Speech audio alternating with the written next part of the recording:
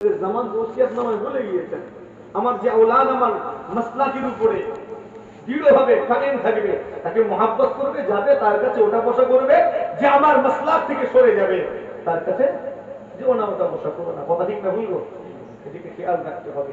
একজন অন্যায় করেছে বলে সবাইকে দোষী করবো না, দায়ী করবো না, এদিকে সতর্কতা অবলম্বন করতে হবে। আমিরে মুআবিয়া হুজুরকে আজকে দিনে অনেকে গাল দেয়, দেয় না দেয়নি? ফেসবুকটা খুলে কোন একজন ফেসবুকে লিখছে যে কারবালার ঘটনাটা ঘটতই না যদি না হারামজাদা ইয়াজিদকে খেলাফতের আসনে বসানো হতো। এই কথাটা আপনারা পড়েছেন কি কোনো জায়গায়? ফেসবুকে, সোশ্যাল মিডিয়ায় দেখেননি? আমি দেখেছি, অবাক হয়ে গিয়েছি। হাই রে হাই, এই গালিটা কাকে দিচ্ছ? গালিটা কাকে দিচ্ছ? আমিরে মুআবিয়া হুজুর, তিনি আমার নবীর সাহাবা, গুরুত্বপূর্ণ সাহাবাদের মধ্যে একজন।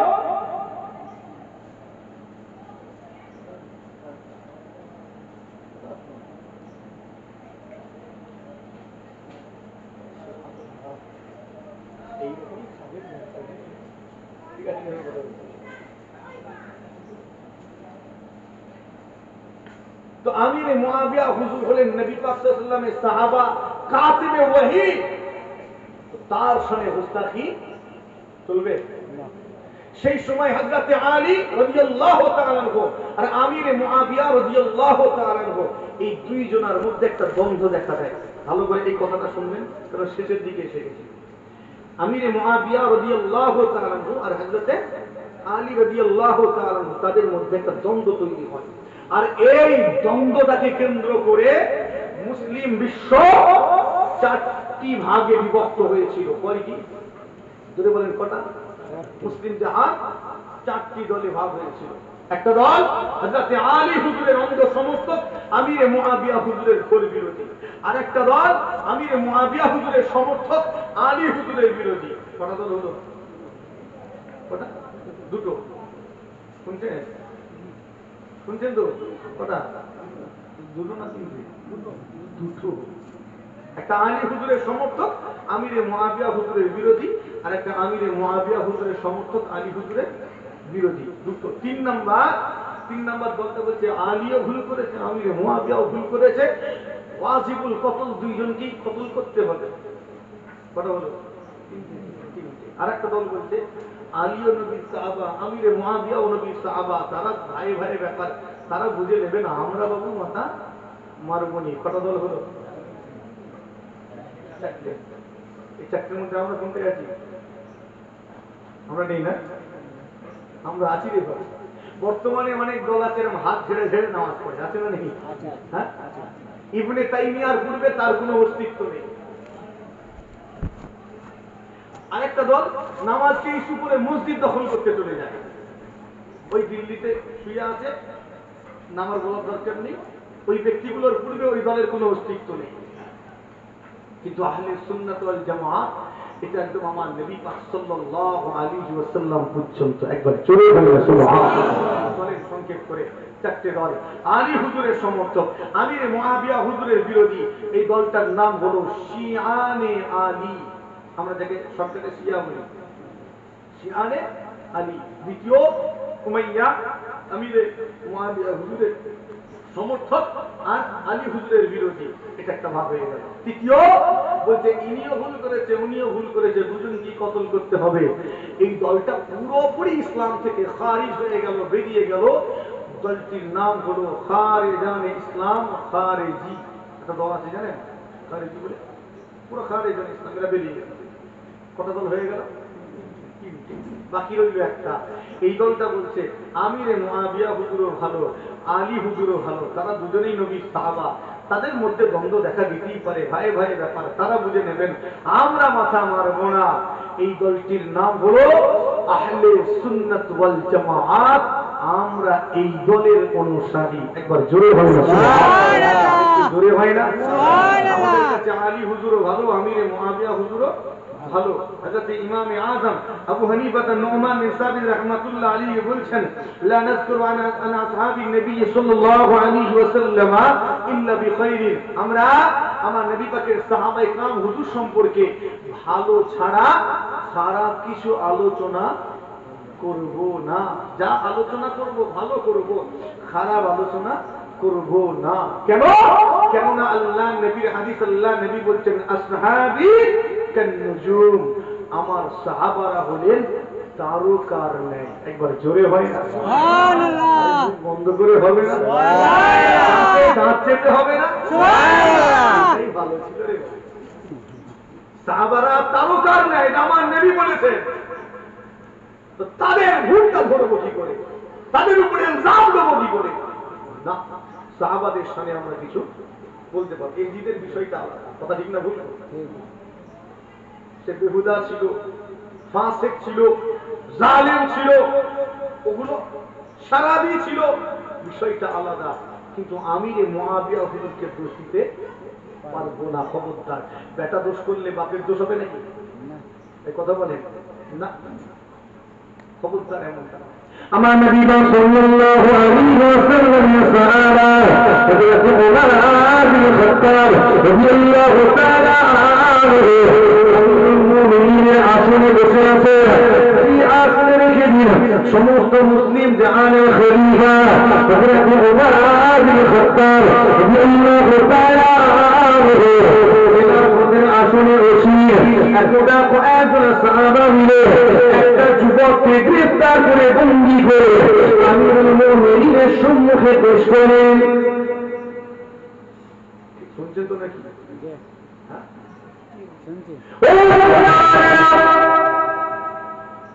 আমার নবী পাকের সাহাবারা হযরত ওমর বিন খাত্তাব রাদিয়াল্লাহু তাআলা আনহু সাহাবা হুজুরগণকে জিজ্ঞাসা করলেন, তারা নবীর সঙ্গী সাথীরা, কি ব্যাপার আজকে দিনে আপনারা এই যুবকটাকে কেন বন্দী করেছে, কেন গ্রেফতার করে আমার সঙ্গে নিয়ে এসেছে? সেই দিনে আমার নবী পাকের সাহাবা বোনেরা আমিরুল মুমিনিনকে কি জানিয়েছিল? আজকে দিনে এই যুবকটাকে আমরা গ্রেফতার করেছি, কেননা এই যুবকটার উপরে চুরির ইলজাম রয়েছে, এই যুবকের উপরে চুরির অভিযোগ রয়েছে, যার কারণে আমরা তাকে বন্দী করেছি। কিসের অভিযোগ? এই জোরে বলেন কিসের? চুরি। চুরি করেছে। আমিরুল মুমিনিন তখন কথাটা শুনে ওই যুবকটাকে জিজ্ঞেস করছেন, এই যুবক, তুমি কি এই প্রথমবার চুরি করলে না এর আগেও চুরি করেছি? হুজুর এটা জানতে চাইলেন, প্রথমবার চুরি করলে না এর আগেও চুরি করেছে? যুবকটা বলছে, ও আমিরুল মুমিনিন, আমি খুব সংক্ষেপ করে বিষয়টা বলছি, আমি এখান থেকে কিছু বোঝাতে চাইছি, সেটা বলেই শেষ করে দেবো। তো যুবকটা বলছে, ও আমিরুল মুমিনিন, আমি এটা প্রথমবার চুরি করছি তা নয়, এর আগে আমি আরো 3 বার চুরি করেছি। কবার? 3 বার। আমি 3 বারের মাথায় 4র্থবারে ধরা পড়েছি, এর আগে ধরা পড়িনি, 4র্থবারে ধরা পড়েছি। যখন এই কথাটা শুনেছেন আমিরুল মুমিনিনের মনটা বড্ড খারাপ হয়ে গেল। হুজুর, এই মন খারাপের কারণে হুজুরের চেহারায় সেই ভাবটা ফুটে উঠল। এটা চেহারা তো অন্তরে নাই না, আমরা খুশি হলে চেহারায় ফুটে ওঠে, আবার দুঃখ পেলে বোঝা যায়। অন্যান্য সাহাবা হুজুরগণ যারা আছেন তারা বলছেন আমিরুল মুমিনিনের মনটা খারাপ, তার চেহারায় সেই ছবিটা প্রকাশ পাচ্ছে। আচ্ছা বলেন তো, কেউ চুরি করলে তার শাস্তি কি? চুরি করলে শাস্তি? কোরআন শরীফে আয়াত আল্লাহ পাক জানিয়ে দিয়েছেন, আশ-শারিকু ওয়াস-সারিকু ফাক্তাহু আইদিয়াহুমা, চোরের শাস্তি হলো হাতের কাছে কেটে দাও। ঠিক না বল? খুব নিষ্ঠুর না এই আইনটা? এই চোরের শাস্তি হাত কেটে দাও, এটা নিষ্ঠুর আইন তো না? এই কারণে আরবে গিয়ে দেখে সোনার বড় বড় শোরুম গুলো খোলা পড়ে আছে। আমি নিজের চোখে দেখে এসেছি, সোনার শোরুম খোলা, সব কর্মচারী মালিক সব বেরিয়ে গেল, যে নামাজ পড়তে গেছে। একটা মাদক চুরি তো দূরের কথা, কেউ ছুঁয়ে পর্যন্ত দেখেনি। একবার জোরে বলেন সুবহানাল্লাহ। আর আমার এলাকায় মুদিখানার দোকানদার একজনকে বলছে একটু পাহারা দে, আমি এক্ষুনি আসছি, যাতে একটা চা খাবো আর আসবো, এই বলে গেছে। যাকে পাহারা দিতে দিতে সেই চুরি করেছে। কথা ঠিক না? ঠিক। আইন খাতায় রয়ে গেল, আইন বইয়েতে রয়ে গেল, কিন্তু বাস্তবায়নটা হচ্ছে না। আমার দেশের প্রশাসনকে শক্ত হতে হবে। আইন ঠিক আছে, কথা ঠিক না বলবো? আমি আইনের সমালোচনা করছি না, আমি আইনের সমালোচনা করছি না। আমার বলার উদ্দেশ্য যে আইন তৈরি করা হয়েছে, ওই আইনের পুঙ্খানুপুঙ্খ বাস্তবায়নটা হোক, আমার দেশটা শুধরে যাবে। কথা ঠিক বলছি না বলবো? হ্যাঁ, খাতায় রেখে দিয়ে আলমারিতে সংবিধান তুলে দিয়ে এইভাবে হয় না। কি অবস্থা দেখেন, ধর্ষকের আগে যাকে ধর্ষণ করা হয়েছে সে মরে গেছে। কথা ভুল বলছি মনে হয়? বিচার ব্যবস্থাটাকে এতটা স্লো করে দেওয়া হচ্ছে, এতে জানি না নেতার হাত আছে না ক্যাটার হাত আছে, আমি জানি না, কেন ওই লাইনের মানুষ আমি নই। তবে বুঝি কিছুটা, বুঝি না বুঝিনি নাই গল্প, তবু বুঝিয়ে ওই টেবিলের তলা দিয়ে নেওয়া দেওয়া যতদিন থাকবে ততদিন ন্যায় বিচার পাওয়ার আশা করা যায় না, যায় না। খুব সংক্ষেপ করে জিরা শুনে ফেলবিরা, জিরা যদি কেউ চুরি করে এই বড় তারা হাত দুইটা কেটে দাও। এই কারণে আজও পর্যন্ত যেখানে যেখানে এই আইন রয়েছে, আজও পর্যন্ত সেখানে চুরি হয় না। চুরি করলে তো হাত কেটে দেবে। কে হাতের দাম বেশি না মালের দাম বেশি? হাতের দাম বেশি। তো কেউ অন্যায় করে যে প্রকাশ্য দিবালোকে জনসমক্ষে সবচেয়ে যে বাজারে ভিড় বেশি হয়, সেই বাজারে সবার সামনে ফাঁসি দেওয়া হচ্ছে। বাকি যে কজন ওখানে যাচ্ছে দেখছে, ওদের জান তো ছিটকে যাবে, আর অপরাধ করতে পারবে? কথা বলেন না। আমি যেমন ন্যাচারাল ডেথ গুলো যারা দেখে, একদম স্বাভাবিক যে বাড়িতে শুয়ে মৃত্যুগুলো, এরকম তখন আর দেখা যায় না। দেখা যায় কি সব হসপিটাল আর নার্সিং হোমে সব চোখের আড়ালে, বাস্তবে চোখের আড়ালে। আর ন্যাচারাল মানে স্বাভাবিক মৃত্যুটা খুব একটা এখন দেখা যায় না। বাড়িতে দেখেছেন গেলে একটু আবেদনের পানি দেওয়া, কলমা পড়ানো, তওবা পড়ানো, সেটা এখন দেখেছেন? কতটা দেখা যায় না, অনেক কমে গেছে। হ্যাঁ কমে কমে গেছে গেছে। তার মানে কি মানুষ মরেনি? মরছে তো। অ্যাক্সিডেন্টে দুর্ঘটনায় ভুট করে লাগছে না, পেটে চলে যায়। মানুষ যদি ওই স্বাভাবিক মৃত্যুটা নিজের চোখে দেখে, পাপ করার প্রবণতা কমতে বাধ্য হবে। কথা ঠিক বলছি না বলবো? ঠিক। হ্যাঁ, ঠিক। কোন অসুস্থ ব্যক্তি, রোগগ্রস্ত একেবারে মুমূর্ষ ব্যক্তি কাছে যাবে, তাকে একটু পানি দেওয়া, তওবা পড়ানো, হ্যাঁ, তার মাথার গোড়ায় একটু কোরআন শরীফ পড়া, এগুলো আপনি যখন দেখবেন তার কষ্টটা দেখবেন না, বিশ্বাস করেন পাপ করার প্রবণতা কমে যাবে। চলতে ফিরতে ঘুরতে ফিরতে আপনার অন্তরে ওই খেয়ালটা আসবে, চোখে চোখে ওই সিনটা ভাসবে। কথা ঠিক বলছি না ভুলবো? তখন পাপ করার খেয়াল থাকবে তো না, থাকবে না। কিন্তু আমরা তো এগুলো আড়াল করে ফেলছি, এগুলো তো আড়াল করছি। আমাদের অন্তর আজকে দিন এরকম পাষাণ হয়ে যাচ্ছে। আমার কথাগুলো ভালো করে খেয়াল করবেন। সংক্ষেপ করে আমিরুল মুমিনিনের মনটা খারাপ, সেটা ফুটে উঠলো। আমার হুজুরও বসে আছে, এমনটা অবস্থায় আমিরুল মুমিনিন খলিফাতুল মুসলিমিন ওমর ইবনে খাত্তাব রাদিয়াল্লাহু তাআলা জিজ্ঞাসা করলেন, তুমি কি প্রথমবার চুরি করেছো? আজও চুরি করেছো? পরে হুজুর আমি এর আগে আরো 3টা চুরি করেছি। চতুর্থবারে প্রকাশ করে দিয়েছে, আমার জীবনের জীবন আমার আল্লাহ তোমার গুণাটাকে, তোমার পাপটাকে তিনবার আমার আল্লাহ গোপন করেছেন। অতঃপর 3বারের মাথায় চতুর্থবারে আমার আল্লাহ তোমার গুণাটাকে প্রকাশ করে দিয়েছেন। যখন আমরা প্রথম কোন পাপ করতে যাই, আল্লাহ প্রথম আমাদের পাপটাকে গোপন করে, যাতে আমরা তওবা করতে পারি। কেননা গোপনে গুনাহ করলে এই ব্যক্তি যদি আল্লাহ কাছে তওবা করে, এই গোপনের গুনাহটা আমার আল্লাহ গোপনে ক্ষমা করে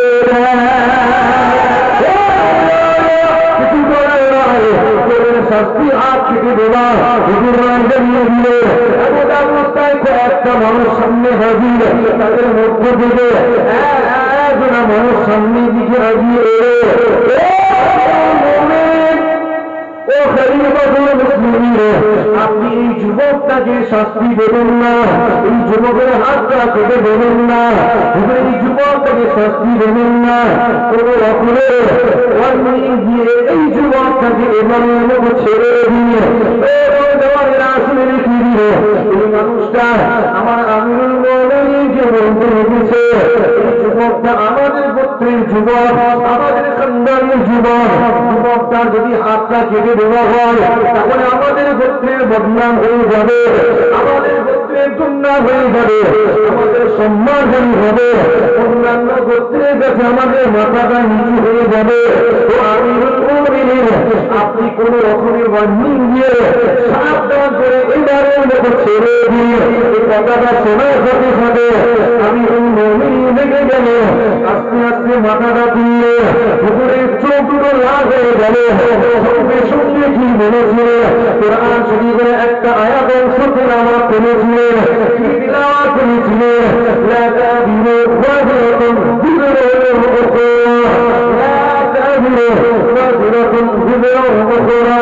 আল্লাহ পাকের কোরআন আল্লাহ জানিয়ে দিয়েছে প্রত্যেক বোঝা বহনকারী ব্যক্তি কখনো অন্যজনের বোঝা বহন করতে পারে, বোঝা বহনকারী ব্যক্তি কখনো অন্যজনের বোঝা বহন করতে পারে না। প্রত্যেককে নিজের বোঝা নিজেকে বহন করতে হবে, সে অন্যজনের বোঝা কাঁধে নিজেরা নিতে পারবে না, কেননা অলরেডি তার নিজের কাঁধে নিজের বোঝাটাই রয়েছে। কিভাবে অন্যজনের বোঝা বহন করতে পারে, সে কি করে অন্যজনের বোঝা বহন করতে পারে? বোঝা বহনকারী ব্যক্তি কখনো অন্যজনের বোঝা বহন করতে পারে না। প্রত্যেককে নিজের বোঝা নিজেকেই বহন করতে হবে, তোমার নিজের পাপের নিজেকেই শাস্তি দিতে হবে। তোমার পাপের শাস্তিটা অন্যজনের কাঁধে চাপিয়ে দেওয়া হবে না, হবে না, হবে না। আমার বলতে লেগেছে এই যুবকটা শাস্তিটাও সে পাবে, এর জন্য তোমার খানদান তোমার পুত্রের কেন সম্মান হানি হবে বলতে পারে? দোস্ত যুবকটা শাস্ত্রীয় যুবকটা পাবে, এর জন্য তোমার গোত্রের কেন সম্মান হানি হবে বলতে পারো? তোমাদের কেন মাথা নিচু হবে? বেটা দোষ করেছে, দোষ বেটার, শাস্তিটাও বেটার হবে। কথা ঠিক না বল? বাপের হবে। হ্যাঁ, কিন্তু আমরা আজকাল কি করি, ওর রক্তের দোষ আছে, ওর বাপ তো টেরা লঘু কেমন হবে বলি না বলিনি? হ্যাঁ, খবরদার, যে দোষ করেছে দোষটা তার বাপের নয়, তার ভাইয়ের নয়, তার গোত্রের নয়। এই কাবা বাইতুল্লাহ শরীফের কোন ইমাম যদি ভুল করে এর জন্য সব ইমাম দায়ী না সে নিজে দায়ী? সে নিজে দায়ী। হ্যাঁ, সে নিজে কাবা দায়ী। শরীফের একটা ইমাম ছিল, নাম হচ্ছে আদিল কালবানি, জানেন কি না? আদিল কালবানি এখন আর সে ইমাম নেই। এখন কি করে বলতেও খারাপ লাগে, কি করে হলিউডের সিনেমা করে, কি করে কথা কয় না কেন, হলিউডের সিনেমা করে। একটা সময় কাবা বাইতুল্লাহ শরীফে ইমামতি করতো, তারাবির নামাজ পড়াতো, তার তিলাওয়াত মন ঠান্ডা করে দিত, এত সুন্দর তিলাওয়াত। এখন সে হাফ প্যান্ট করে, দাড়ি কিন্তু আছে, হাফ প্যান্ট করে, সারা পান করে, জুয়া খেলে, লটারি খাটে, আরো বাকিগুলো আর বললাম না, শরীয়ত বহির্ভূত কাজ করে, যার কারণে তাকে ইমামতির পদ থেকে সরিয়ে দেওয়া হয়েছে। তো এর জন্য কি আব্দুর রহমান আসুদাই সাহেবকে দোষ দিব? মায়ের মকেরিকে দোষ দেবো? অন্যায় যে করেছে দোষটা তার, এর জন্য শাস্তিটাও কেবল সে পাবে, তার আশেপাশের মানুষ নয়। পুরপুরা দাদা পীরের কোন আওলাদ যদি বর্তমানে ভুল করে, ভেঙে আর বলছি না, ভেঙে বলার দরকার নেই, এটাই যথেষ্ট আপনাকে বোঝানোর জন্য। বর্তমানে পুরপুরা দাদা পীরের কোন আওলাদ যদি ভুল করে, এর জন্য দাদা পীরের সব আওলাদ দোষী। কথা ঠিক না ভুলবো? না, সবাই দোষী না? না, সবাইকে জড়িয়ে দেবো না? না। ও দাদা পীরের আওলাদ এরা এরকমই রে না। যদি ওই আদিল কালবানিকে টার্গেট করে বলতে গিয়ে সমস্ত ইমামদের জড়িয়ে দেন, ওই সমস্ত নিরীহ নির্দোষ ইমামদেরকে ইলজাম দেওয়ার অপরাধে আপনিও অপরাধী হয়ে গেলেন। নির্দোষকে ইলজাম দেওয়া অপরাধ না অপরাধ নয়? কথা বলে না কেন? অপরাধ। হ্যাঁ, দাদা পীরের একটা আওলাদ ভুল করেছে, সব কটাকে এক সুরে জড়িয়ে দিলেন, আপনিও জালেম হয়ে গেলেন। ওই সমস্ত নিরীহ, ওই সমস্ত নির্দোষ পীর জানোয়ারের উপরে ইলজাম দিলেন, দোষ দিয়ে জোর করে দোষ চাপিয়ে দেওয়ার কারণে আপনিও জালেম হয়ে গেলেন, জুলুম করলেন তাদের উপরে। খবরদার, আপনিও যেন ওই দোষে দোষী হবেন না। আমার কথা আর ভেঙে বলার দরকার আছে বলে মনে করি না। যথেষ্ট তো নাকি এটা বোঝানোর জন্য? আশা করি যথেষ্ট। আল্লাহ আমাদের ঈমানকে মাহফুজ রাখেন। বলি আল্লাহুম্মা আমিন। জোরে বলি আল্লাহুম্মা আমিন। আলোচনা, অনেক আলোচনা হয়ে গেল, সময়টা ওইদিকে চলে গেছে। এরাও দেখছে যে হুজুর চালাচ্ছে চালিয়ে, আমি বলুন যে আমার ঠিক আছে, আসেন বিদায় নেব। হুজুর কিবলা আসবেন, সকলে আল্লাহ হাবিবের দরবারে মুহাব্বতে সালামে নজরানা।